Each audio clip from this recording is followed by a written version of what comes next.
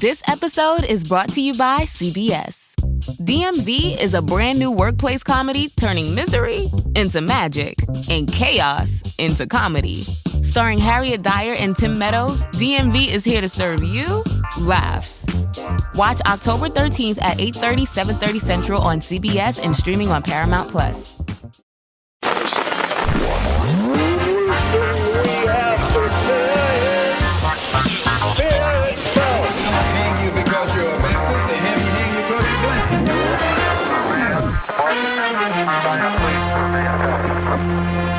Você está ouvindo o História FM.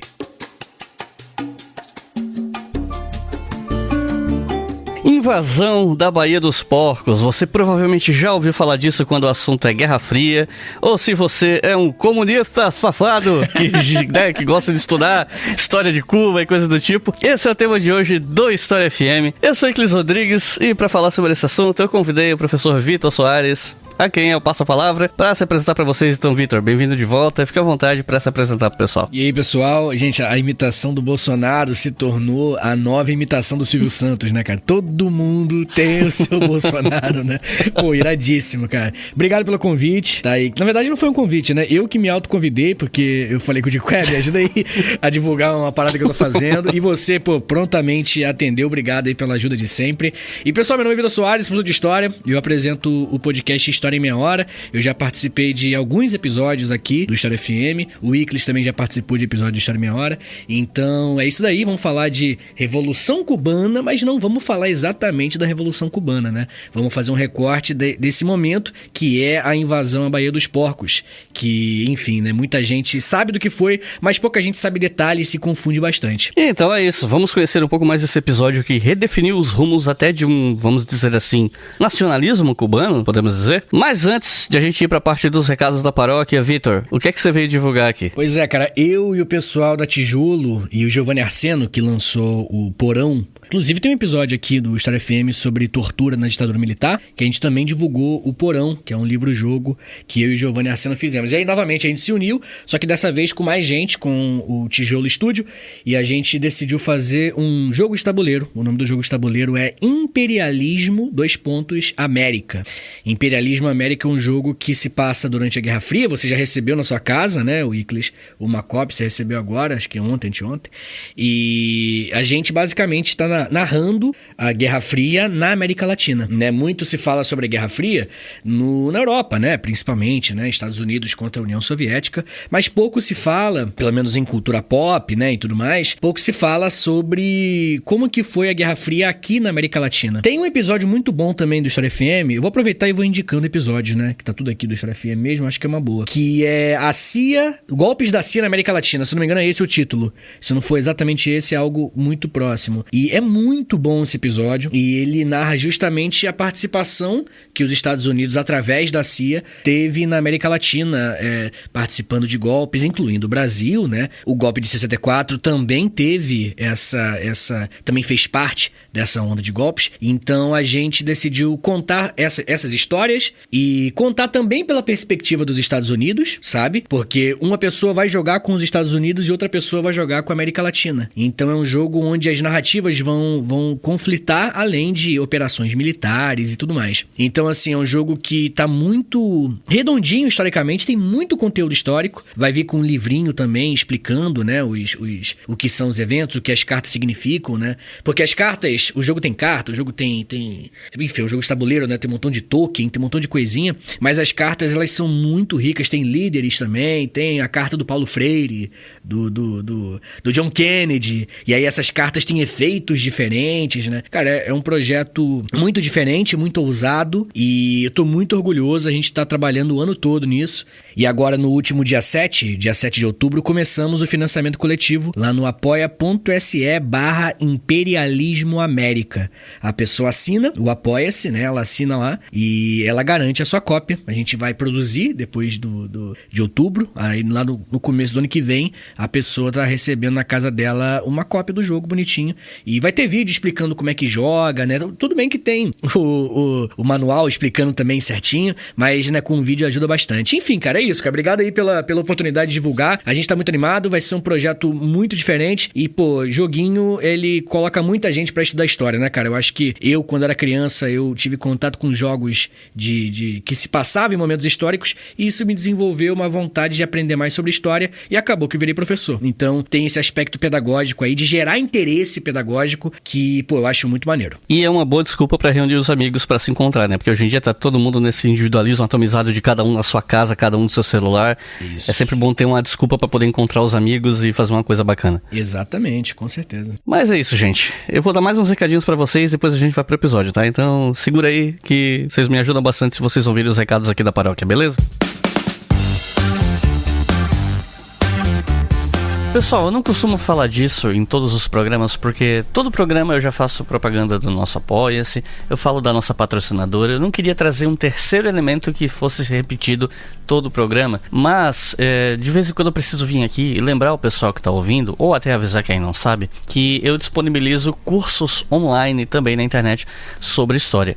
Até o momento eu tenho 3 cursos. Um, que é um resumo completo da Apologia da História, do Mark Bloch. É o meu curso mais bem sucedido, até porque esse livro é meio que leitura obrigatória para todo mundo que quer fazer história, né? Tem um curso também sobre o texto Operação Historiográfica, do Michel de Certeau, que é um clássico, que eventualmente todo historiador acaba tendo que ler. E disponibilizei meu último curso, que é o História da Pesquisa à Escrita, que eu usei para explicar para vocês como é que se começa uma pesquisa de TCC, o que é teoria, o que é metodologia, o que você tem que pensar de ponto de vista lógico na hora de pensar quais são as suas fontes, o seu recorte, a divisão de capítulos, enfim. Um curso bem completinho para quem vai ter que começar a pensar o TCC em breve e não sabe o que fazer ainda. E você acha esses cursos aqui na descrição dos episódios mais recentes, sempre tem um link dos 3 cursos. Depois que você faz a compra, você faz um cadastro ali na plataforma Kiwify para acessar o curso, né? E no link www.iclisrodrigues.com.br, se você já tiver o cadastro do Kiwify, você entra ali e tem a sua área, como se fosse uma página inicial da Netflix com os cursos que você comprou, né? Então, fica aqui a minha dica para aqueles de vocês que querem aprofundar um pouco mais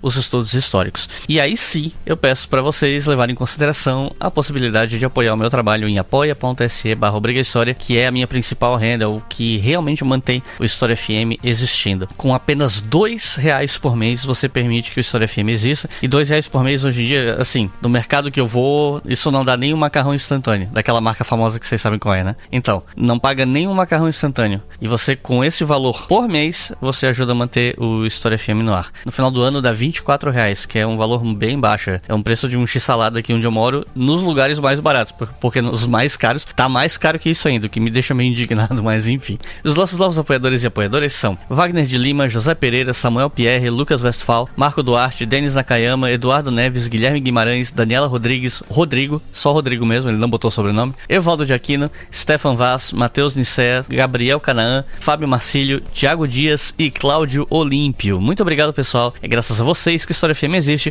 E se você que está ouvindo quiser apoiar também, já sabe, é só acessar apoia.se/obrigahistoria. O link tá aqui embaixo na descrição. Pô, Iclis, eu quero te apoiar, mas eu não quero fazer um cadastro no Apoia-se e tal. Tem como apoiar via Pix? Tem também. É só apoiar com o valor que você quiser pela chave leituraobrigahistoria@gmail.com.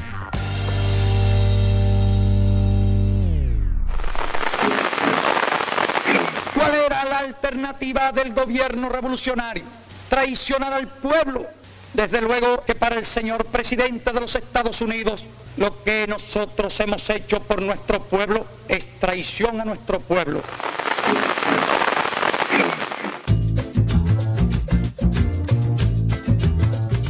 Bom, nós já temos um episódio aqui sobre a Revolução Cubana no podcast, então eu queria começar esse episódio perguntando sobre a contra-revolução, ou seja, sobre aqueles que não se conformaram com a mudança do regime e empreenderam uma luta contra Fidel Castro. Então eu queria entender como é que essa contra-revolução começa. Cara, como se sabe, né, no episódio sobre a Revolução Cubana, isso está falado muito bem, que a Revolução de 59, ela vai ser a revolução que vai derrubar o Fulgêncio Batista. O Fulgêncio Batista, ele era sustentado por corrupção, sustentado por uma dependência dos capitais dos Estados Unidos, né? Tem um historiador que é o Louis A. Perry Jr., ele fala que Cuba era um protetorado informal dos Estados Unidos. Isso já é, enfim, um consenso na historiografia, né? Usar essa terminologia. Isso quando a gente não quer usar o termo quintal dos Estados Unidos, né? Que é um pouco mais agressivo. Mas Cuba era um protetorado informal dos Estados Unidos porque tinha muita extensão de terra, e essas extensões de terra, principalmente, elas eram controladas por empresas norte-americanas e também tinham setores estratégicos, né? Tipo, a gente tá falando de açúcar, que é um produto muito importante para Cuba. Também se metiam em energia, turismo. Tudo isso, gente, estava dominado pelo capital estrangeiro, pelos Estados Unidos. E aí, né, a Revolução Cubana acontece com o movimento 26 de julho, né? Enfim, eles assumem o poder e eles começam a fazer reformas. A gente chama de reformas estruturais, né, essa série de reformas, como por exemplo a reforma agrária, nacionalização de empresa estrangeira, acontece bastante também. Inclusive muita gente justifica os embargos econômicos em Cuba por conta desse tipo de nacionalização, né? E, bem, como se espera, essas medidas elas vão afetar diretamente tanto os grandes proprietários cubanos quanto, é óbvio, né, os interesses norte-americanos. E aí esse choque vai criar a primeira base da contra-revolução, já respondendo a sua pergunta, que era, primeiro, as elites locais de Cuba, principalmente que tinham relações próximas com os Estados Unidos, empresários, muitos empresários, grandes empresários, e militares ligados ao Fulgêncio Batista, né? Que eles fugiram, muitos deles se exilaram após a Revolução e foram principalmente para Miami. E lá em Miami, né, que até hoje é um grande foco, né, da relação com Cuba e Estados Unidos, lá eles começaram a se reorganizar. E esses exilados, eles não fizeram apenas protestos políticos. Eles, enfim, pegaram na mão na massa mesmo. Em 1959 até 1961, eles começaram a organizar grupos paramilitares, e aí que vem o pulo do gato. Esses grupos paramilitares, eles tinham apoio direto da CIA. Tem uma cientista política, que é a Débora Barros Leal Farias, ela fala que já havia um precedente, podemos assim dizer, para esse tipo de operação. Um golpe contra o Jacobo Arbenz na Guatemala aconteceu alguns anos antes, em 1954. E esse golpe foi conduzido pela CIA. E aí, né, como deu certo, como tirou o Arbenz da Guatemala, a ideia era que esse golpe servisse como modelo para o caso cubano. Era meio que repetir a fórmula que foi aplicada na Guatemala. Nos Estados Unidos, os exilados, eles foram concentrados em campos de treinamento, rapaziada. Eles começaram a ser treinados pela CIA. E muitos deles, o principal foco de treinamento era na própria Guatemala. E aí, né, vai ser esse lugar que vai formar o que a gente chama de Brigada 2506. Quem vai promover o ataque, quem vai invadir a Baía dos Porcos, é justamente a Brigada 2506. Esse grupo, né, essa brigada, ela era composta por militares, antigos militares do Fulgêncio Batista, empresários, jovens universitários e até mesmo alguns camponeses que perderam terras com a reforma agrária. Mas é muito importante entender, Iclis, que esse processo não foi um processo espontâneo. Ele foi um processo articulado com a inteligência da CIA, a inteligência dos Estados Unidos. Porque os Estados Unidos interpretaram que as reformas cubanas, né, reforma agrária, nacionalização, elas eram uma ameaça aos interesses estratégicos em geral deles, né? Então eles não aceitaram a autonomia de Cuba, né, da ilha, e adotaram uma política hostil que foi crescendo.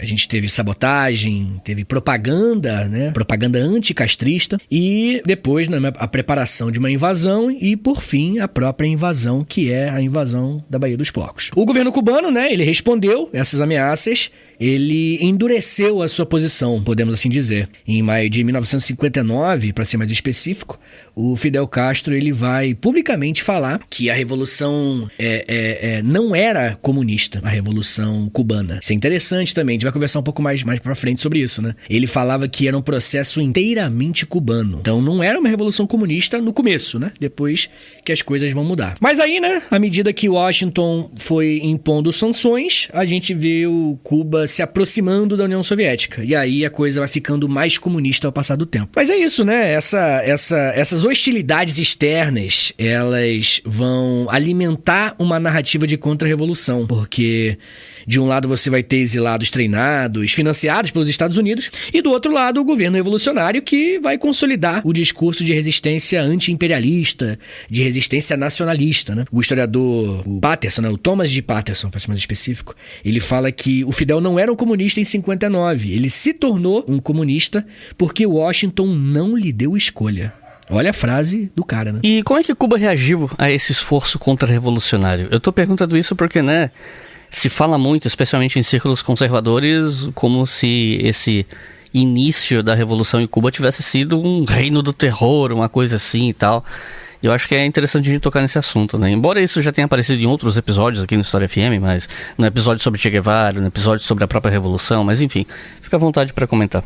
Mas eu acho que é importante falar disso, cara, porque pro episódio, pra esse episódio aqui especificamente, eu acho que esse dado vai ajudar a entender bastante a invasão em geral, assim, né? Porque a invasão vai fracassar, né? Como a gente vai falar mais pra frente, e tem muito a ver com a reação de Cuba. Por que acontece? Inicialmente, a reação do governo revolucionário, né, do Fidel Castro, foi justamente politizar um enfrentamento. Olha que interessante, né? Em momento algum houve uma espécie de recuo. A ideia era justamente falar que esse movimento contra-revolucionário, esse movimento da Brigada 2506, dessa galera que foi pra Guatemala, treinou com a CIA pra invadir Cuba, né?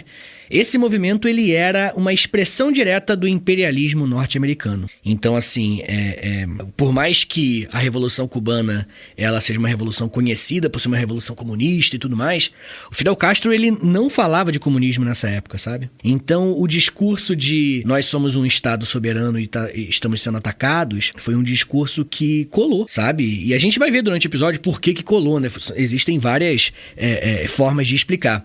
Mas como eu já citei, né? À medida que os Estados Unidos intensificaram as sanções, né, porque os Estados Unidos vão aplicar sanções imediatamente após a Revolução, o governo ele foi reagindo, radicalizando ainda mais e politizando ainda mais esse enfrentamento. É importante observar que Cuba e Estados Unidos, logo depois da Revolução Cubana, começaram a ter uma espécie de guerra de não só de propaganda, de narrativas, mas também de sanções econômicas, né? Os Estados Unidos vai aplicar um monte de sanção e elas vão ajudar o governo cubano a politizar o conflito contra-revolucionário, né? E aí o que acontece, né? A gente viu a nacionalização das propriedades norte-americanas, bancos, usinas, usina de cana-de-açúcar, né? Isso tudo vai intensificar a retórica anti-Yankee, né? Como o pessoal falava. E aí o que acontece, né? Esse endurecimento cubano, podemos assim dizer, de fato mobilizou a população em torno da ideia de defesa da soberania nacional. Tem um historiador, cara, muito interessante, que ele viveu essa época. Ele era assessor do Kennedy, durante o governo Kennedy, que é o Arthur Schlesinger Jr. Ele falou que depois que a liderança cubana conseguiu transformar a ameaça externa em um elemento de unidade interna, a coisa começou a complicar pro lado dos Estados Unidos. Porque é um pouco parecido com o que acontece hoje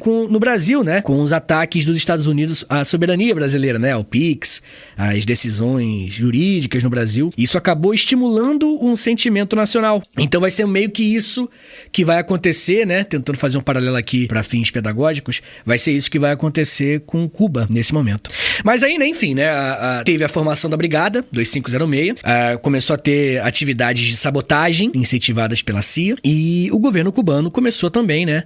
Como resposta, já respondendo um pouco melhor a sua pergunta, a tomar medidas no plano interno. Primeiro, gente, é que pouco antes da invasão, a invasão à Baía dos Porcos, em abril de 1961, o Fidel Castro, ele ordenou a prisão preventiva de opositores internos. Então, assim, ele já sabia que haveria essa invasão, a gente teve a inteligência cubana já deu essa informação pro Fidel Castro, e aí ele falou, cara, alguma coisa vai acontecer, ele não sabia exatamente o que seria esse movimento, né, esse ataque Yankee, ataque imperialista, podemos assim dizer. E aí o Fidel Castro já prendeu preventivamente opositores internos. Porque esses opositores internos, eles apoiariam os invasores da invasão à Baía dos Porcos. Então isso já minou um pouco a força dessa invasão. A galera que estava dentro de Cuba, que iria apoiar a Brigada 2506, né, que estaria invadindo, eles já estavam presos. Então não teria esse apoio. Mas além disso, né, como eu falei, o aparato de segurança cubano, que tinha muitos espiões infiltrados nos Estados Unidos, eles sabiam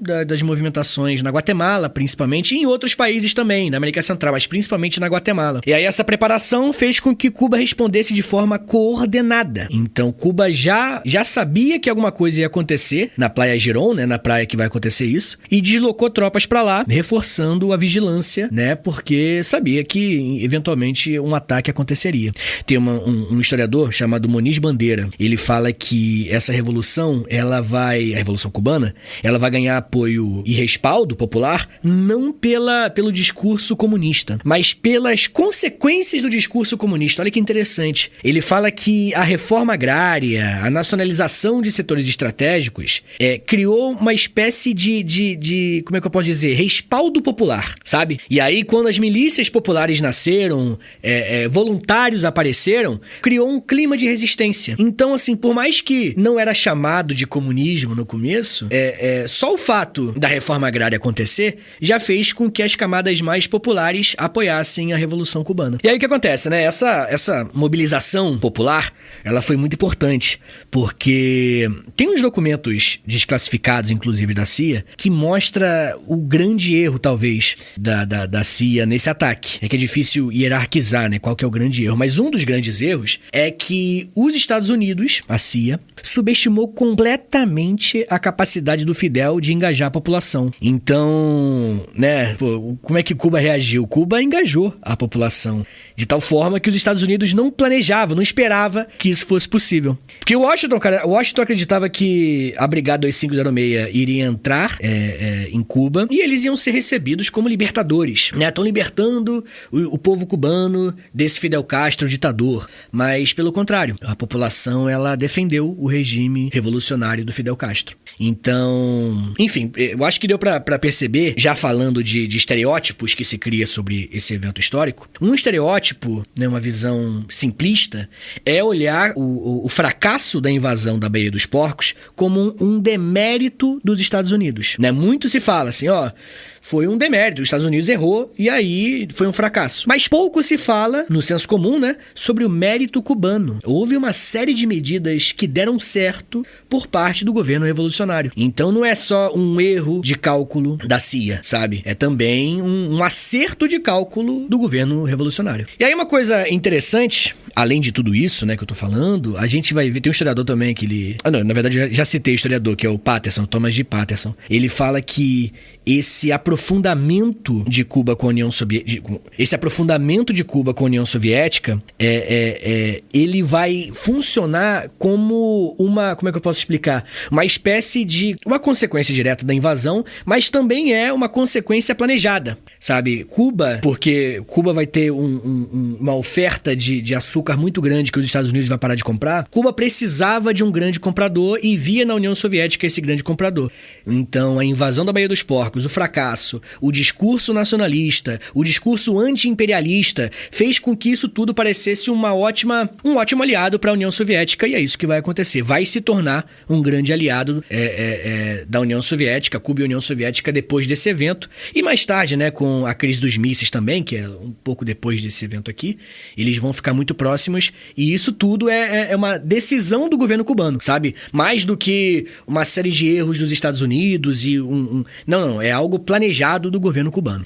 Então a gente pode dizer, né, a grosso modo, respondendo mais diretamente a sua pergunta, é que a reação cubana foi política, foi uma reação militar também, mas também foi uma reação estratégica, no sentido de buscar apoio econômico, diplomático, apoio militar também, né, em Moscou, e entrando no seu lugar no campo socialista aí no mundo todo. Então talvez, assim, sendo ainda mais objetivo, a gente pode falar que teve 4 frentes essa movimentação do governo cubano. Um endurecimento político, né, com discurso anti-imperialista, depois uma repressão interna, os opositores internos de Cuba foram presos preventivamente, teve a mobilização popular com essas milícias que estavam sendo criadas principalmente por conta da reforma agrária, né, que gerou um apoio popular, e por último o alinhamento com a União Soviética, que fez com que esse isolamento dos Estados Unidos por conta da Revolução fosse uma oportunidade para consolidar a Revolução no campo socialista. E parte dessa deterioração da relação com os Estados Unidos vem por conta da nacionalização, da expropriação de empresas dos Estados Unidos que estavam presentes em Cuba, né? Muitos apoiadores do regime cubano atual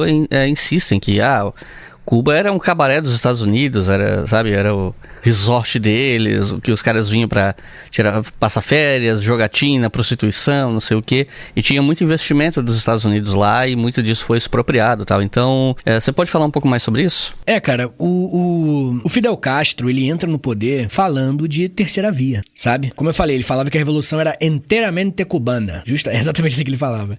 Não era uma revolução comunista, especificamente. Então, a intenção era adotar uma terceira via. Então, assim, não teve uma intenção ideológica, podemos assim dizer, de expropriar essas empresas. Foi uma decisão política, uma decisão econômica, né? Por conta de Cuba ser um país que era um quintal, né? Como eu estava falando, um protetorado informal dos Estados Unidos, né? E aí, como eu falei com você, né? A reforma agrária aconteceu em 59, em maio, e a reforma agrária, ela vai, como já se espera, né? Atingir os grandes proprietários. As grandes propriedades de terra, elas estavam, em sua grande maioria, em mãos de empresas estrangeiras, e, sobretudo, norte-americanas, né? E aí, a gente tem até um dado aqui que eu trouxe, né? Que é o dado de 1,5%, o Muniz Bandeira que trouxe esse dado. 1,5% dos proprietários de terra controlavam quase metade da área cultivável de Cuba. E, obviamente, né, parte expressiva desses latifúndios estava ligado a capitais dos Estados Unidos. Então, essa redistribuição de terra já começou a criar um clima de desconfiança, né? E Washington vai ver isso não como uma questão econômica, mas também uma ameaça política. Porque se Cuba fez essa expropriação não pensando no aspecto ideológico, mas sim econômico e político, Washington viu além da questão econômica e política e também na questão ideológica. Porque uma revolução social bem sucedida no Caribe seria um péssimo exemplo também, né? Então, assim, a gente vê que esse aspecto ideológico, ele parte dos Estados Unidos, sabe? Se um país de fora, ele começar a se rebelar contra mim e começar a mostrar para o mundo que é possível fazer uma reforma agrária, por exemplo, e de respeitar os interesses mesmo dos Estados Unidos, isso pode gerar uma série de outras revoluções, né? E aí, né, enfim, essa relação dos dois países vai se deteriorar, como você citou, e essa deterioração vai se aprofundar nos anos 60, porque em março de 1960, o governo cubano vai nacionalizar a companhia telefônica que era controlada justamente por capital norte-americano. Mais tarde, em julho, Cuba vai decidir nacionalizar refinarias de petróleo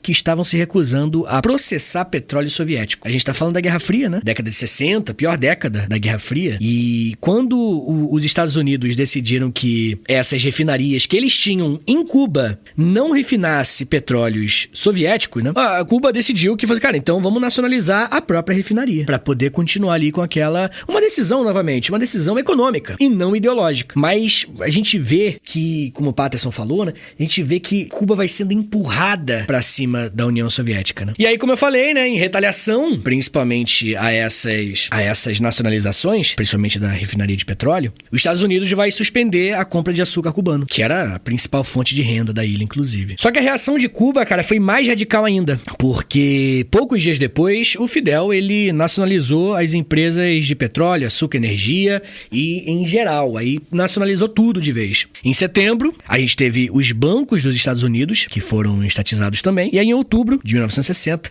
foi em todas as indústrias, usinas, enfim, a coisa só escalou. Essas estatizações foram escalando cada vez mais. E aí, né, enfim, né, antes da invasão da Baía dos Porcos, os Estados Unidos queriam derrubar o governo de Castro através das sanções. E em janeiro de 61, os Estados Unidos romperam as relações formalmente, romperam as relações diplomáticas com Cuba. E aí, poucos meses depois, né, teve o apoio à invasão da Baía dos Porcos. Então, eu queria pedir pra você aprofundar um pouco. Na verdade, você já falou disso, né, mas acho que a gente talvez tenha um pouco mais pra falar sobre essa questão de como Cuba se posicionava politicamente diferente antes de abraçar o socialismo e tal. Você podia aprofundar um pouco esse tópico? Cara, como eu falei, é surpreendente pra muita gente imaginar que Cuba se colocava como uma terceira via no início da Revolução Socialista. Se apresentava nem como comunista, nem como liberal, né, nada do tipo. E uma coisa interessante é que os comunistas cubanos, eles enxergavam os comunistas cubanos tradicionais, né, do Partido Socialista Popular, do PSP. Eles falavam que o Fidel, ele era um cara com desconfiança, liderança, sabe? Ele não era comunista o suficiente. Olha que doideira, né?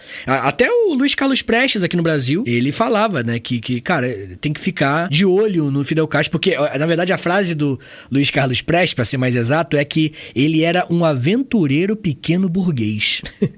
É louco, né? Você imaginar um comunista falando isso do Fidel Castro. E isso mostra, né, pra gente, né, eu acho que fica mais claro pra todo mundo, que no início, tá, gente, tô falando de 59, 60, o início de 61, que no início o Fidel Castro, ele não era considerado um comunista revolucionário e esse símbolo do comunismo que ele é hoje em dia, né? Os comunistas mais ortodoxos, eles não consideravam o movimento 26 de julho, né, que ele liderava, como parte da sua linha mais tradicionalista.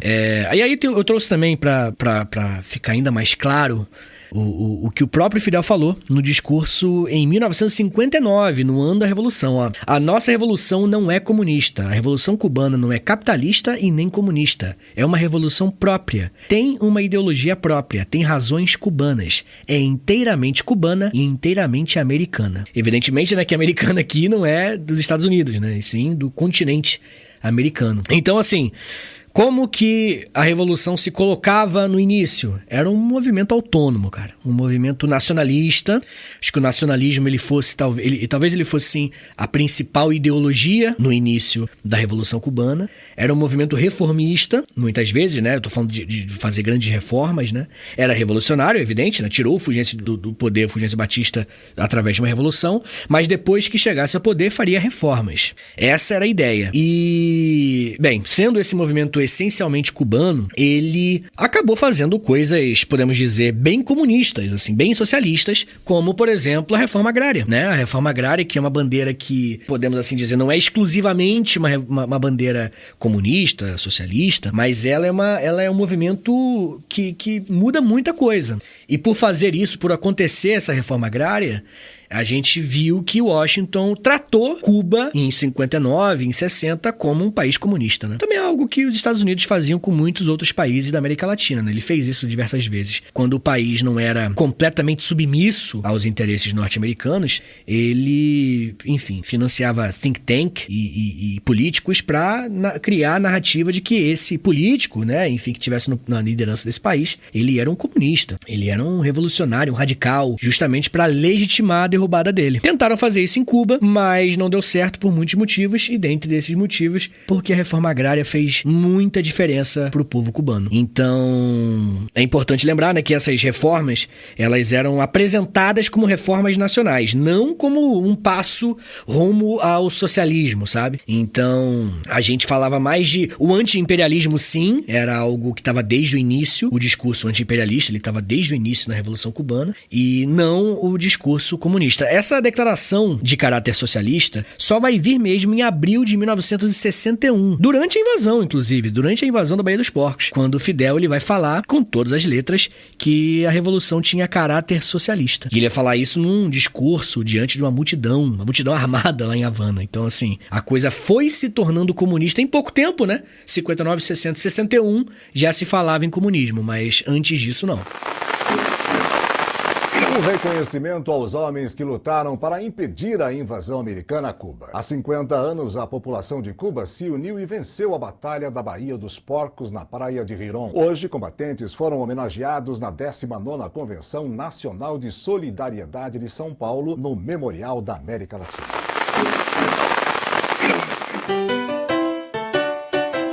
Pra gente avançar um pouco nessa história, eu queria começar a falar da Operação Mangusto, da qual a invasão da Baía dos Porcos fez parte. O que era essa operação? O que estava empreendendo ela? Como é que foi a relação dos presidentes dos Estados Unidos com o planejamento dessa operação? Como é que se deu a escolha da Baía de Cochinos para ser o local da invasão? E o cálculo, claro, dessa escolha, enfim. Cara, eu acho que tem uma confusão muito grande nesse evento, porque, enfim, né, evidentemente, a gente tá falando de um evento que acontece logo após, né? É que a Operação Mangusto, que é Manguse, né, lá, ela não é exatamente exatamente a invasão da Baía dos Porcos, não. Nem que a invasão da Baía dos Porcos fez parte, podemos assim dizer. Por que acontece? Falando de cronologia, a invasão acontece em abril de 1961, durante o governo Eisenhower, né? Porque o Eisenhower ele vai sair do poder, vai morrer, e o John Kennedy ele vai entrar no poder, né? E aí vai continuar, a operação vem durante o governo do John Kennedy. Ele vai ser concebido no Eisenhower, mas é o John Kennedy que... o Eisenhower ele morre um pouquinho depois. Se eu não me engano, ele morre em 68, eu acho. Ah, então eu acho que ele só saiu do poder. Eu me confundi aqui.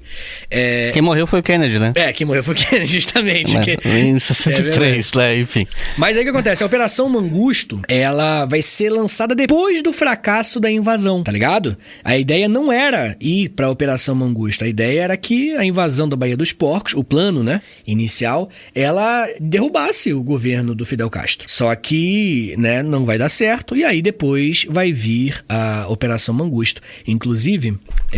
Aliás, desculpa te interromper, eu dei uma colada aqui, ele morreu em 69, o Eisenhower, não foi 68, erro meu. Não, perfeito. Mas muito bem, inclusive a historiadora, a Viva Chomsky, né, que é a filha do Noam Chomsky, inclusive, ela fala que a Baía dos Porcos foi um episódio militar direto e a Operação Mangusto foi um conjunto de ações de guerra encoberta. Então tem uma diferença legal aí. Porque a Operação Mangusto você tem sabotagem econômica, atentado, propaganda pra caramba, atentados contra a vida do Fidel, que se prolongou por muitos e muitos anos. Então assim, não é que exatamente... Podemos dizer que a Operação Mangusto ela veio como consequência da invasão da Baía dos Porcos, que a invasão ela é a grande... Não diria nem só inspiração, ela é o que vai fazer nascer a Operação Mangusto. Mas ela só nasceu porque não deu certo a invasão da Baía dos Porcos.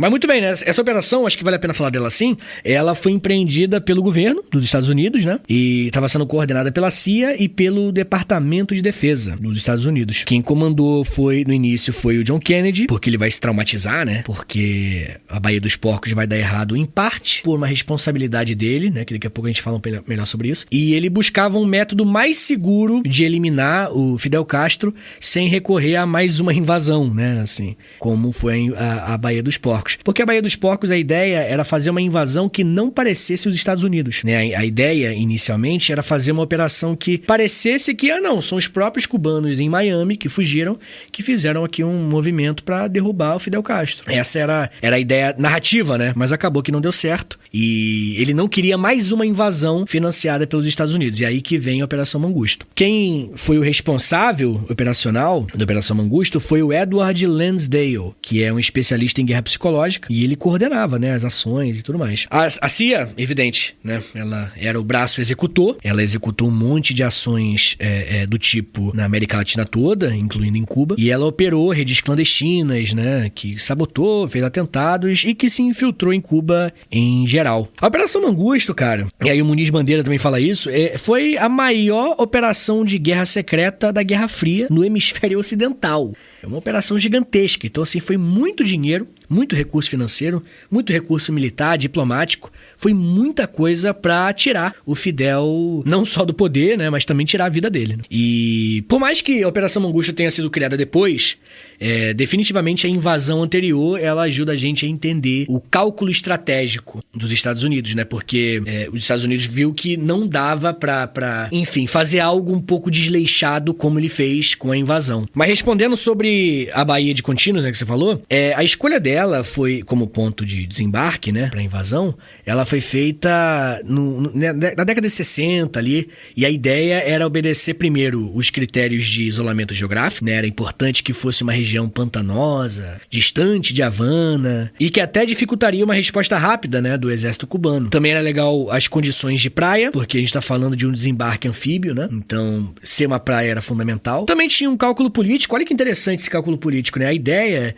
era que a cabeça da praia, podemos assim dizer, né, assim que era chamado, essa cabeça da praia, ali mesmo, na praia, fosse proclamado um governo provisório de exilados, sabe, que ficasse um tempo ali meio que convivendo com o governo revolucionário. A ideia era essa. E aí eles pediriam reconhecimento internacional e teriam, óbvio, né, um reconhecimento dos Estados Unidos imediato. Acabou que não teve, né, porque desembarcaram e já deu errado. Não deu tempo pra fazer esse pedido de reconhecimento. Então, assim, o cálculo foi esse, mas deu errado, né? né? O cálculo, ele se mostrou falho porque o terreno, uma série de motivos, né? Mas até o terreno pantanoso dificultou a manobra militar. O governo do Fidel, como eu já falei, já estava preparado. A gente teve o próprio assessor, cara, que eu falei, aquele Arthur Schlesinger, ele, que é o historiador, né? Ele reconheceu que o plano, ele se baseava em ilusões sobre uma fragilidade interna do regime. Então, assim, teve um cálculo político mal planejado. Eles tinham uma ilusão de que o regime castrista, ele estava enfraquecido. Ele não teria apoio popular, e foi o contrário, né? Ele teve muito apoio popular, e isso fez com que a invasão da Baía dos Porcos desse completamente errado. E bom, uma parte fundamental dessa história é o treinamento de exilados cubanos que viviam nos Estados Unidos para empreender essa invasão, já que os Estados Unidos queriam fazer parecer que eles não tinham envolvimento direto com ela. Você pode falar um pouco sobre a situação dos exilados cubanos, principalmente em Miami? Eles tinham alguma liderança específica? Eles tinham algum grande nome, entre aspas, né, por assim dizer, que concentrasse maior popularidade, que galvanizasse a atenção para cima dele, como no caso da Revolução tinha o Fidel e o Che, né? Tinha, cara, tinha nomes... a gente tem uma lista de nomes, inclusive, é fácil de achar na internet, mas tinham duas pessoas principalmente, que era o Miró Cardona, que era o grande nome de Washington, podemos assim dizer, e o José Pepe San Román, que era do exército do Fulgêncio Batista, né, um ex-coronel, inclusive. Então, esses dois, podemos assim dizer, um mais no âmbito político e outro no âmbito militar, eles que representavam o novo governo, né, que iria nascer com a invasão da Baía dos Porcos. Mas como eu falei mais cedo, para contextualizar melhor a resposta, a gente teve milhares de cubanos que deixaram a ilha, né, empresários, militares que estavam ligados ao Fulgêncio Batista, membros da elite que vão perder privilégios, e até alguns setores médios e que foram afetados pelas reformas, né, principalmente a reforma agrária. E Miami, né, cara, Miami é muito perto, geograficamente falando. Então foi o primeiro lugar que esses exilados, eles miraram, né? Falaram, vamos pra Miami, a gente vai ser acolhido por lá. E, de fato, foram acolhidos pelo governo dos Estados Unidos com apoio logístico, financeiro e, mais tarde, apoio militar, né? Pra fazer essa invasão. Então, Miami vai ser não apenas um refúgio, mas esse espaço de reorganização política e militar contra a Revolução Cubana. Eu também falei, né, que a CIA vai organizar esses exilados em campos de treinamento, principalmente na Guatemala. Na Nicarágua também tinha, mas Guatemala vai ser principal. E esses exilados, eles vão formar o que a gente chama de Brigada 2506, que era uma força paramilitar. Não tinha tanta gente, era cerca de 1.500 homens, que iam desembarcar em Cuba para, enfim, dar um golpe na Revolução Cubana. Como eu falei, cara, agora há pouco, mas eu desenvolvi pouco, é que os Estados Unidos queriam muito que a invasão tivesse uma cara de um movimento cubano autônomo e não de uma intervenção de Washington, uma intervenção dos Estados Unidos. Então, assim, eles não mandaram soldados dos Estados Unidos pra invadir, sabe? Eles falaram, não, vamos aproveitar que tem uma galera insatisfeita, vamos treinar essa galera, esses exilados, né? E vamos mandar pra Cuba de novo, porque vai parecer que é um movimento espontâneo de Cuba, né? Que simplesmente não gosta do governo do Fidel Castro. E, bem, né? No plano político, Kennedy, ele queria criar esse governo provisório. Quem, inclusive, ia liderar esse novo governo provisório é o José Miró Cardona, que eu falei. Ele era, inclusive, um ex-primeiro-ministro do governo revolucionário, tá? Ele era próximo do Fidel e ele vai romper com o Fidel. Ele vai se tornar uma figura prestigiada entre os exilados. Ele era um cara que havia fundado o Conselho Revolucionário Cubano, que vai ser esse conselho em Miami que vai, enfim, se posicionar contra o governo do Fidel Castro. E esse Conselho Revolucionário Cubano, o CRC, ele vai ser, enfim, apoiado diretamente pela CIA. O José Pepe San Román, ele serviu o Fulgêncio Batista, como eu falei, e ele era muito respeitado entre esses exilados, esses brigadistas, né, como eles se chamavam. Mas assim, né, a gente tá falando de figuras que estavam completamente subordinadas às diretrizes em geral da CIA. Inclusive, o Ayerbe, um historiador famoso, ele fala que os exilados passaram a ser vistos como cubanos livres nos Estados Unidos, mas em Cuba, eles eram justamente estigmatizados como mercenários a serviço do imperialismo. Então eles tinham essa... E eles contribuíram para os Estados Unidos terem uma visão errada, uma leitura errada do que a população achava do governo do Fidel Castro. Porque os dois não gostavam, né, do governo Fidel Castro, e eles falavam, né, que a população cubana iriam apoiar. Mas eles, né, enfim, fizeram os Estados Unidos ter uma leitura completamente parcial e uma leitura que acabou sendo muito cara, né, porque vai dar muito errado por conta disso. Então esse papel duplo, ele é muito importante, né. essas duas figuras, não somente essas duas figuras, né, mas os brigadistas em geral. Em Washington, eles eram o núcleo de uma futura Cuba democrática, pró-Estados Unidos, e para Fidel Castro, para Cuba, podemos dizer, era uma prova viva da contra-revolução imperialista que era manipulada e financiada pela CIA, por Washington. Antes da invasão acontecer, os Estados Unidos fizeram algumas operações de ataques aéreos em Cuba, certo? Como é que isso aconteceu? E como os Estados Unidos fizeram para que essa operação não parecesse que eram eles atacando Cuba? Pois é, cara, é esse negócio que eu falei, né? Eles morriam de medo, os Estados Unidos, né? Morriam de medo de parecer um ataque dos Estados Unidos. E eles vão fazer operações de ataques aéreos em Cuba. E essas operações vão acontecer principalmente no dia 15 e 16 de abril de 1961. Eles vão fazer uns ataques aéreos e meio que preparando a invasão que vai acontecer alguns dias depois. E basicamente a ideia era destruir a Força Aérea Cubana ainda em terra, né? A Força Aérea que estava no chão ainda. Ela seria destruída por esses bombardeios e aí enfraquecer bastante a capacidade do Fidel Castro de resistir. Mais especificamente, quem realizou esses ataques foram os aviões B-26, que adivinha, eles estavam pintados com as cores da Força Aérea Cubana. Eles saíram da Nicarágua, umas bases da Nicarágua, para dar a entender que os cubanos exilados foram para Nicarágua, juntaram ali, né, enfim, conseguiram criar uma força aérea para lutar contra o Fidel Castro. Era essa a ideia. E esse ataque, ele tinha, principalmente esse lance de pintar, né, os B-26, eles eram uma tentativa de enganar a opinião pública, né? Fazendo que os desertores cubanos, eles que estavam lutando contra o Fidel. Então, assim, com essa intenção de evitar a identificação dos Estados Unidos como agressores, a CIA ela vai montar essa operação de ataque aéreo de encobrimento também, né? Os aviões, né, eles foram maquiados, os pilotos exilados, né, eles foram treinados pela CIA, só que as aeronaves e a logística, né, elas eram controladas pelos Estados Unidos. Então não tinha, não era um ataque, isso é muito importante, a gente está falando muito de exilados, né, mas a gente não está falando de um ataque de exilado, é um ataque da CIA, sabe, que tentou usar esses 1.500 exilados como justificativa, né, que acabou que não deu certo, né? Washington, obviamente, né, quando começou os ataques, Washington vai divulgar a versão que convém, né? Eles vão falar que bombardeios foram feitos por pilotos desertores que se rebelaram contra Fidel Castro. Mas acontece, cara, que essa narrativa não durou muito tempo, né? Uma outra coisa aí que vai prejudicar os Estados Unidos, a Viva Chomsky, ela fala que rapidamente essa narrativa foi desmontada, foi desmentida, porque os ataques foram mal coordenados e também foram insuficientes para eliminar de vez a aviação cubana. Muito disso por decisão do próprio John Kennedy. Ele tinha muito medo dos Estados Unidos caírem como os culpados por esse ataque, né? Ele tinha muito medo de descobrirem que eram os Estados Unidos por trás, que ele diminuiu bastante esse ataque aéreo. Ele diminuiu muito e esse ataque aéreo, ele acabou, enfim, não sendo suficiente para destruir a Força Aérea Cubana Revolucionária, né, que estava em terra ainda, e também não foi o suficiente, aliás, e também foi o suficiente para todo mundo perceber que eram os Estados Unidos. Então, imediatamente, já levantou suspeita internacional, incluindo nos Estados Unidos, que era a intervenção norte-americana, que era a intervenção de Washington. Então, apesar do impacto inicial, que houve um impacto inicial, né? Obviamente que houve aviões destruídos da Revolução Cubana, né? Do Fidel Castro e tudo mais. Mas não foi totalmente.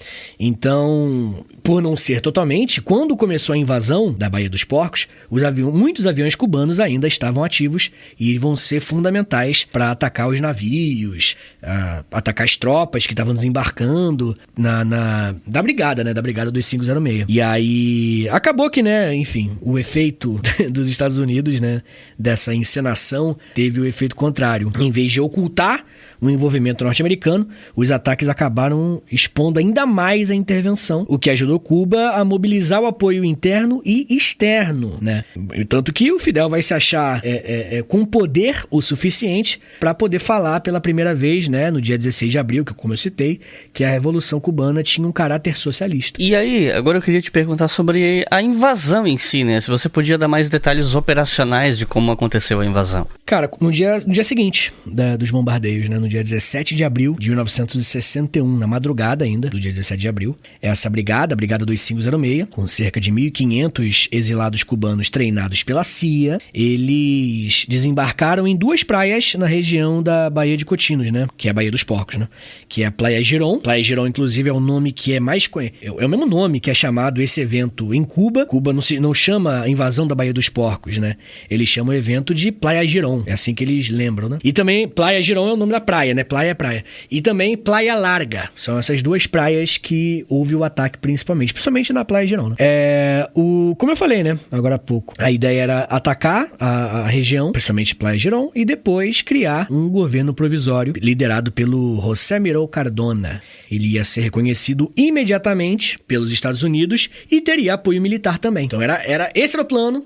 E não vai ser isso que vai acontecer, porque quando eles desembarcam na praia, a gente já teve, primeiro, um apoio aéreo limitado, como eu falei, né? A gente não teve um apoio aéreo que foi planejado inicialmente. A gente teve forças revolucionárias, forças que apoiavam Fidel Castro, contra-atacando, né? Quase que imediatamente. Nas primeiras horas de desembarque, a gente teve milícias populares, teve o exército rebelde e a polícia revolucionária se mobilizando e já partindo para o ataque. Foi uma resposta estupidamente rápida, assim. Foi algo que os Estados Unidos não previram, mesmo, assim. E também é importante lembrar que o Fidel Castro, ele assumiu pessoalmente a coordenação da defesa. Ele foi até a região do conflito e isso também contribuiu bastante para esse símbolo de liderança que ele se tornou, né? Ele se tornou esse símbolo muito também porque ele foi lá pro campo de batalha e ficou lá na frente. Isso foi muito bom politicamente, né?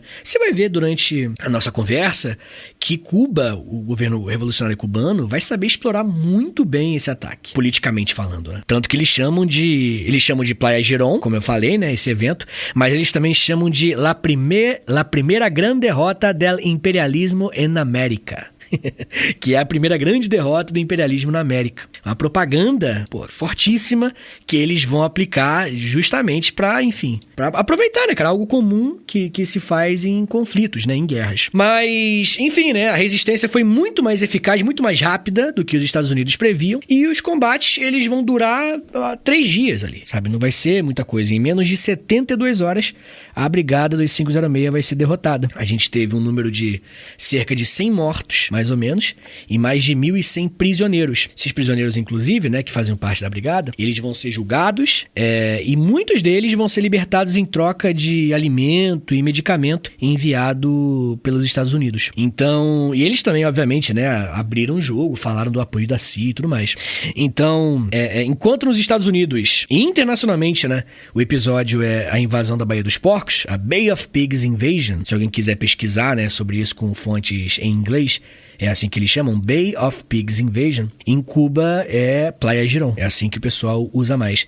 Então, assim, essa memória heróica, podemos assim dizer, da primeira grande derrota do imperialismo na América, que é o termo que eles usavam, vai ser essa ferramenta de propaganda fortíssima que vai ajudar muito o governo cubano revolucionário a criar legitimidade e se manter no poder, né? É algo muito comum, né? Guerras e conflitos que acontecem quando um novo governo chega no poder, essas guerras, elas legitimam o governo que entrou, sabe? Criam esse sentimento nacionalista, de identidade nacional. E a invasão da Baía dos Porcos foi um desses eventos, no caso, pro governo cubano revolucionário.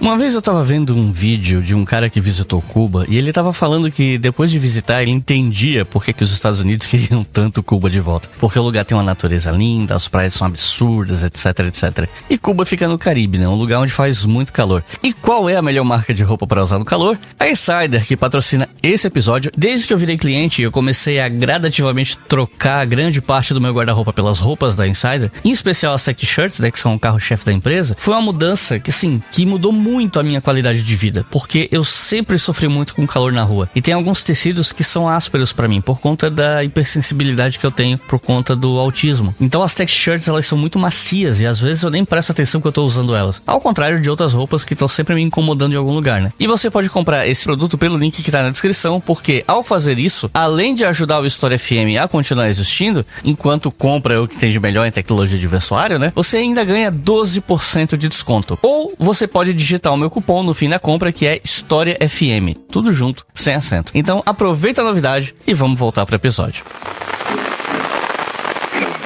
Como Cuba ficou sabendo da invasão e como é que se deu a resistência? E aqui é interessante a gente mencionar que, embora as Forças Armadas cubanas tenham se envolvido, houve uma participação importante do próprio povo cubano atuando como milícias de defesa da ilha, certo?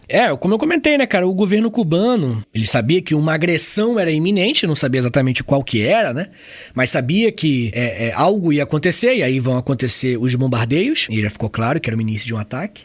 E também, como eu já falei, a gente teve o povo cubano atuando com milícias, né? Mas, enfim, respondendo em parte, o Muniz Bandeira, ele fala que serviços de inteligência e infiltrações do governo cubano, eles já haviam detectado movimentações suspeitas desde 1960. Eles já sabiam que tinham exilados cubanos treinando na Guatemala. Eles já sabiam que tinham aviões pintados com cores cubanas. Sabiam que estava vindo apoio logístico da Flórida indo para Guatemala, sabe? Eles já sabiam que alguma coisa estava prestes a acontecer. Então, né, o governo começou a se movimentar. Enfim, né, depois houve os bombardeios, né, no dia 15 e 16 de abril, que a gente comentou. E aí esses bombardeios, eles confirmaram que a invasão era iminente, né? Um movimento muito comum militarmente. Você passa um bombardeio, né? Aviões bombardeiam e depois tem o ataque terrestre mesmo, né? O ataque em si.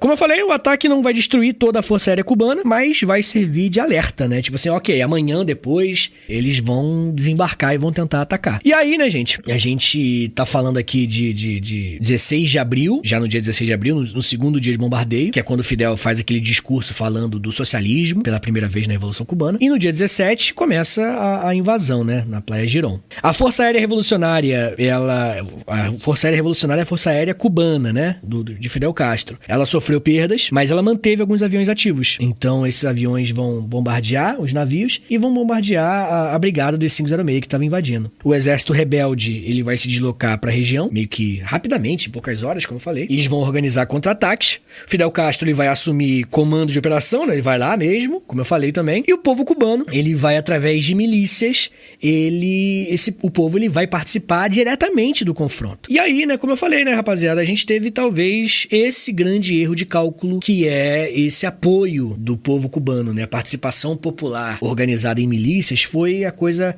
mais fora do radar dos Estados Unidos. E por que, né, que a população cubana apoiou o governo revolucionário? Tem muitos motivos, tem alguns motivos, né, mas definitivamente está falando da reforma agrária, de sindicatos fortes. A gente estava vendo ali o fortalecimento de sindicatos. Tudo isso fez com que o povo cubano enxergasse na Revolução Cubana uma oportunidade de, agora que as coisas vão começar a dar certo para nós, para os mais pobres, né? E isso foi importantíssimo para a vitória cubana na invasão da Baía dos Porcos. As milícias foram corpo a corpo nas praias, combate mesmo, sabe? Trocaram tiro nas praias, reforçaram as linhas de defesa e também garantiram que não houvesse levantes internos, né? Esse era um grande medo do Fidel Castro, tanto que ele prendeu um montão de opositor interno antes do ataque, que esse ataque, a invasão, desencadeasse uma série de levantes internos dentro de Cuba, né? Em Havana, principalmente. E aí a população, essas milícias, né? Elas se comprometeram a não permitir. Então não houve levante, muito por conta do apoio popular. E aí essa participação popular vai desmontar completamente o plano dos Estados Unidos de que o povo cubano iria se levantar contra o Fidel. Pelo contrário, né? O que aconteceu foi que a população armada, organizada, estava disposta a defender o processo revolucionário do Fidel Castro. A União Soviética se envolveu de alguma maneira nessa situação? Cara, se der pra chamar de apoio, eu não sei se dá pra chamar de apoio, foi um apoio bem limitado mesmo, sabe? Porque em 1959, 1960, a gente não tinha uma relação clara, sabe? Entre Cuba e União Soviética. Não estava muito claro qual seria a relação entre os dois países, né? Claro que começou bem a relação, porque está falando de um governo anti-imperialista, anti-Estados Unidos, então isso já era bem visto pelo governo soviético, mas não era um governo socialista, né? A gente não tinha Fidel Castro se declarando socialista em 59 e em 60. Ele só falava de autonomia política. Só que aí, né, a primeira grande aproximação entre os dois governos, né, entre Cuba e a União Soviética, foi o embargo dos Estados Unidos, o embargo norte-americano ao açúcar cubano, que vai fazer com que a União Soviética ela ajude Cuba comprando esse açúcar, né, que os Estados Unidos recusaram, né, pararam de comprar. O apoio econômico da União Soviética foi muito importante, mas ele não aconteceu, isso é importante, não aconteceu em paralelo à invasão da Baía dos Porcos. É um apoio que vai vir depois. É muito importante também falar que o envolvimento soviético, ele foi até teve, mas foi um envolvimento indireto e político. Porque a União Soviética ela vai fazer questão de, no campo diplomático, denunciar na ONU e em fóruns internacionais também a agressão dos Estados Unidos contra Cuba. E, inclusive, fortalecendo a narrativa, né, da primeira grande derrota do imperialismo na América. E é muito importante que a gente não... Até tem teorias da conspiração, né? Sobre a participação soviética. Não, eles venceram porque os soviéticos estavam por trás. Não. A própria Aviva Chomsky, ela enfatiza que essa invasão ela foi repelida exclusivamente por cubanos, tá? Sem tropas soviéticas envolvidas. Então, assim, como que estava a relação entre os dois? Estava uma relação inicial, né? Evidentemente que depois da invasão, a aproximação de Cuba e a União Soviética foi definitiva, tanto que Fidel Castro, em 61, vai falar de socialismo. Mas antes, não. O fracasso da invasão da Baía dos Porcos, foi o grande ponto de virada da aproximação entre Cuba e União Soviética. Então, a aproximação desses dois países era bem pragmática, estava bem inicial, e aí acelerou com essa invasão.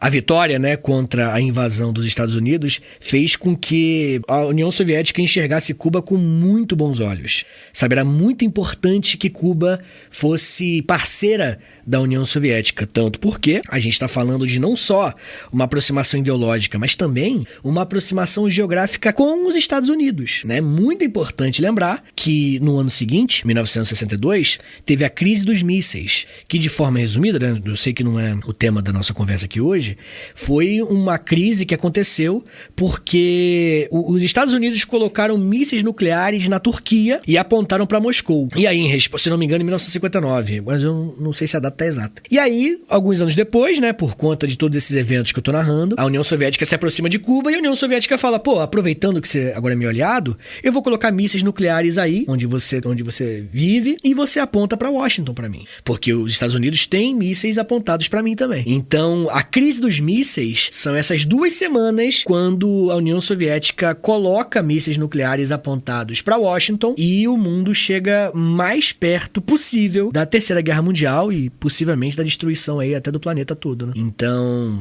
não teve um apoio direto na invasão, mas definitivamente após a invasão o apoio foi evidente, né? A gente teve a crise dos mísseis até como consequência dessa aproximação entre Cuba e União Soviética. Como foi o desenrolar dessa invasão numa escala mais microscópica, pensando aqui nos prisioneiros, os executados e afins, a reação do público, dos governos, da ONU, a repercussão até internacional, né? Que daí sai do microscópio e vai pro macro, mas enfim. Eu acho que se você botar no cálculo todos os dias, incluindo os bombardeios, a gente tá falando de um evento que durou 5 dias, né? Dia 15, 16, 17, 18, 19 de abril de 1961. Mas se você pegar apenas a invasão, a Baía dos Porcos, que é nosso tema, durou 3 dias apenas, de 17, 18 e 19 de abril de 1961. Primeiro que houve execuções sumárias, né? A gente pode falar assim, que alguns invasores, eles foram mortos em combate, outros executados, né? Mas a grande maioria, né, cerca de 1.100 desses 1.500 que invadiram, eles foram capturados vivos. E muitos deles, também como eu citei agora há pouco, eles se tornaram prisioneiros, foram julgados em Cuba e, óbvio, né, o governo revolucionário vai pegar esses esses julgamentos e vai divulgar, né? Vai ser um julgamento público, né? Justamente para mostrar para o mundo inteiro que os Estados Unidos financiavam mercenários. Eu também comentei agora há pouco que alguns desses prisioneiros eles vão ser trocados por alimentos, mas especificamente alimentos e remédios, né? Porque teve algumas negociações que a gente teve troca de remédios, de alimento, mas também teve um pacote de 53 milhões de dólares em alimentos e medicamentos. Então, assim, teve valores muito altos. Então, porque na época era muita coisa, né?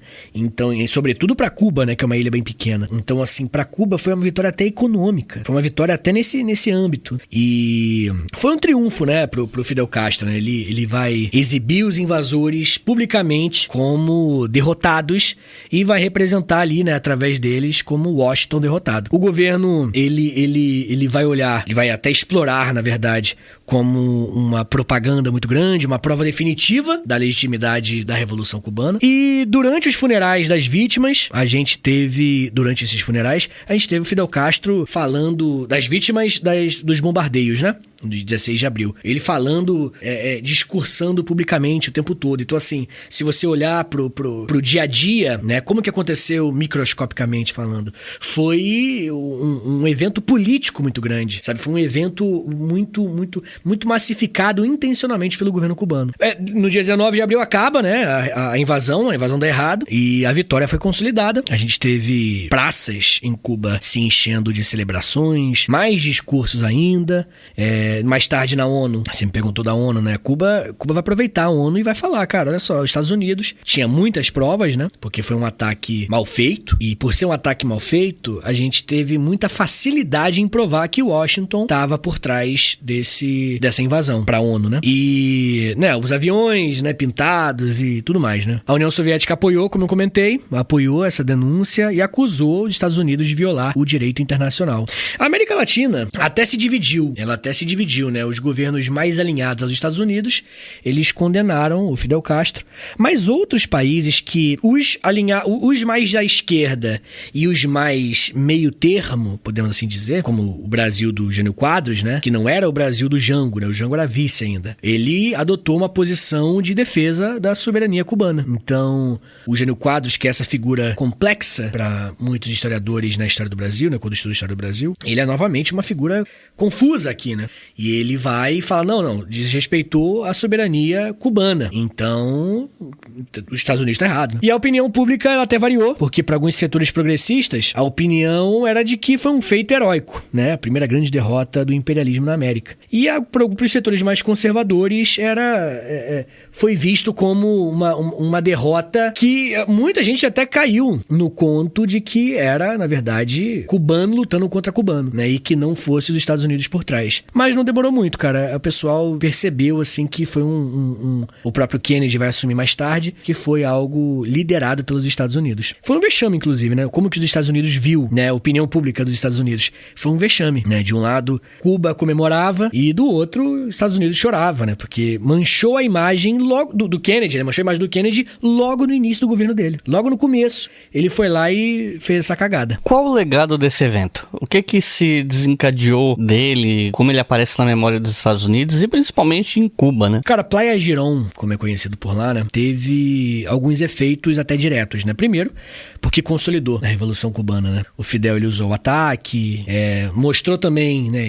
O ataque, ele não só criou essa identidade nacional, ele evidenciou os interesses imperialistas, né? Internacionalmente, nacionalmente. Ficou muito fácil convencer o povo cubano de que a Revolução Cubana era necessária, né? Porque vocês acabaram de ver que os Estados Unidos tratavam aqui como um terreno deles, né? Tanto que a gente fez a Revolução, eles tentaram fazer isso aí, né? Fulgêncio Batista e tudo mais. Outra parte importantíssima desse legado, definitivamente, é a aproximação entre a União Soviética e Cuba, né? A gente teve os dois países se aproximando, em grande parte, acelerou pelo menos esse processo de aproximação, em grande parte por conta não só da invasão, mas do fracasso da invasão. Os Estados Unidos ficaram isolados, meio que isolados ideologicamente, ali, momentaneamente, não durou muito tempo isso, né? A ONU e os outros países começaram a olhar para os Estados Unidos de forma, desmoralizou, né, os Estados Unidos, e tanto que eles admitiram mais tarde, né, que financiaram, que treinaram os invasores. O próprio John Kennedy assumiu responsabilidade direta. Ele falou que a culpa é dele, né? É muito louco isso, né? Ele falou, não, essa... Filho feio não tem dono, mas agora vai ter, sabe? Eu que fui o responsável, né? Mas enfim, né, cara, o Kennedy, ele vai fazer esse discurso, essa meia-culpa e tudo mais, mas ele vai fazer a Operação Mangusto, né? Então, assim, publicamente ele vai falar, pô, viajamos, tava doidão, sei lá. Mas depois ele vai fazer uma operação pra essa campanha aí encoberta durante a Guerra Fria, sabotando o governo cubano, criando atentados, tentando matar o Fidel Castro. Então... E também, né, eu acho que também é importante lembrar o legado que vem depois, no ano seguinte, com a crise dos mísseis, né, que eu falei. Os Estados Unidos colocam mísseis na Turquia e a União Soviética coloca mísseis em Cuba. Então... Tem vários legados, né? A gente pode falar de várias coisas diferentes. Politicamente, na parte interna dos Estados Unidos, o John Kennedy ele sofreu um desgaste político, né? Porque ele autorizou a invasão, mas ele não forneceu o apoio aéreo que a CIA pedia. E aí ele assumiu publicamente, e aí ele até ganhou um pouco de moral nesse momento, né? O pessoal viu isso como uma atitude nobre, coisa dos Estados Unidos, né? E é isso, gente. O episódio, ele é um dos maiores erros de cálculo da CIA, da história da CIA, sabe? Para a memória pública dos Estados Unidos, né, é muito mal visto, para Cuba é muito bem visto, e é um grande trauma para a população dos Estados Unidos durante a Guerra Fria. E eu acho que até hoje é visto como um fracasso. Eu acho que a memória pública, podemos assim dizer, desse evento é que foi um fracasso, e essa palavra é forte, né? É um fracasso militar dos Estados Unidos. La victoria de Playa Girón significó para Cuba alcanzar la independencia plena y significó para las mujeres y los hombres cubanos tener derecho a construir nuestro futuro. Y Cuba sería algo como Haití si la victoria de Playa Girón no se hubiese alcanzado.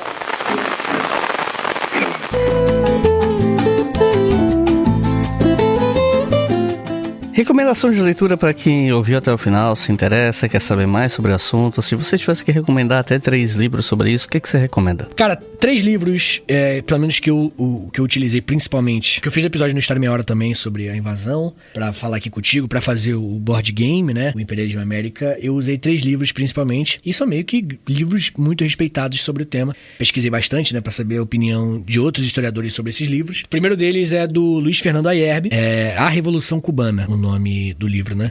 É um livro que ele foi publicado numa coleção. O nome da coleção é Revoluções do Século XX. E ele, enfim, faz uma síntese da Revolução Cubana e fala, evidentemente, da invasão da Baía dos Porcos. Então ele analisa mais a dimensão internacional da invasão e relaciona bastante com a Guerra Fria. Então, assim, essa visão maior, essa visão macro do evento, esse livro, ele é muito bom, muito importante. Ele fala da Revolução Cubana como um todo, né? Mas tem uma parte grande dedicada à Baía dos Porcos. O outro, eu acho que mostrou aqui, né? Eu citei pra caramba o Muniz Bandeira. Ele tem De Martí a Fidel, a Revolução Cubana e a América Latina. Ele faleceu recentemente, Muniz Bandeira, Luiz Alberto Muniz Bandeira.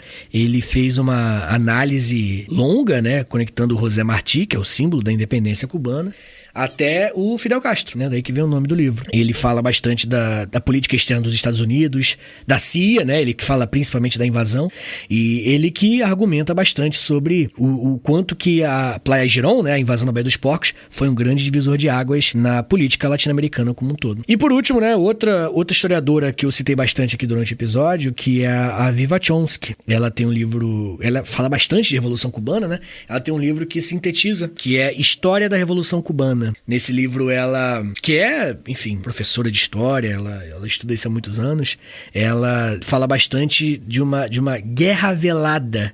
Ela fala mais da Operação Mangusto, né? Dessa guerra velada dos Estados Unidos contra Cuba, antes e depois da invasão, sabe?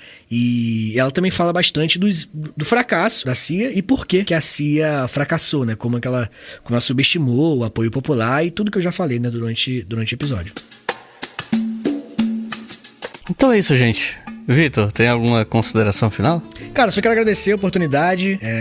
Queria convidar a rapaziada aí a ouvir meu podcast História Meia Hora, podcast que já tá rolando já faz uns anos, tem vários eventos aqui que eu comentei durante a nossa conversa. Eu tenho um episódio lá no feed do História Meia Hora sobre ele, com as fontes bonitinhas pra você checar, e convidar principalmente o pessoal a entrar na campanha do Imperialismo América, que é o nosso jogo de tabuleiro, que é no apoia.se/Imperialismo América. Tem lá a cartinha da invasão da Baía dos Porcos também, que é importante pro jogo e tal.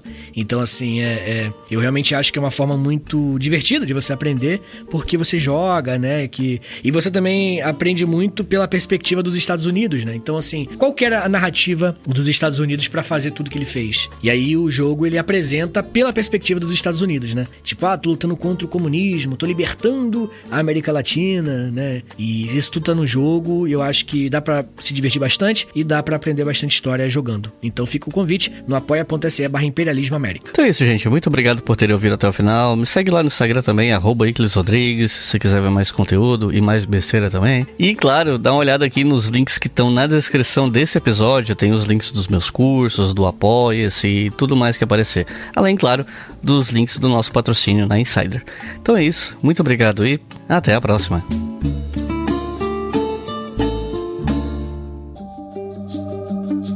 O História FM é uma produção do canal Leitura Obriga História. Apresentação, Iclis Rodrigues. Edição, Samuel Gambini. Roteiro, Iclis Rodrigues. O financiamento deste programa é realizado pelos nossos colaboradores em apoia.se/Obriga História.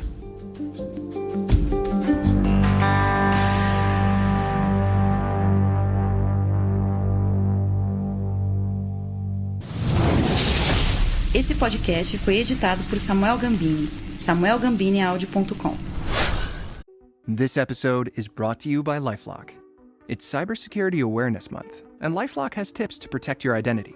Use strong passwords, set up multi-factor authentication, report phishing, and update the software on your devices. And for comprehensive identity protection, let LifeLock alert you to suspicious uses of your personal information. LifeLock also fixes identity theft, guaranteed or your money back. Stay smart, safe, and protected with a 30-day free trial at LifeLock.com/podcast. Terms apply.